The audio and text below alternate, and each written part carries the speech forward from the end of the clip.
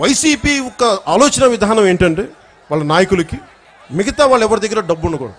ఎంతసేపు మనందరం దేహి అని అంటుండాలి. వాళ్ళ దగ్గరికి వచ్చి ఎంత పెద్ద స్థాయి వ్యక్తి అయినా సరే, సార్ జగన్ గారు కొంచెం మీరు మాకు చెయ్యాలి సార్, మాకు పెద్దలు మీరు చెయ్యాలి మాకు ఇది అన్నాం. అలా అంటే వారు ఈగో సాటిస్ఫై అవుతుంది,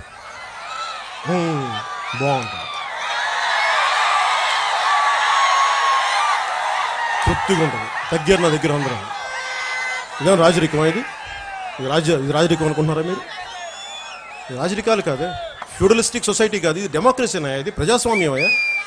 మీరు ప్రజాస్వామ్యం అంటే మీరు ఫ్యూడలిస్టిక్ వ్యవస్థలో మీరు ప్రవర్తిస్తానంటే ఎట్లా ఊరుకుంటాం మేము? మీకే ఇంత తెగింపు ఉంటే స్వాతంత్ర్య యోధుల స్ఫూర్తి నింపుకున్న మాకు ఇంకెంత తెగింపు ఉంటుందో మీరు ఊహించగలరా? భరిస్తున్నాం, భయంతో కాదు, సహనంతో.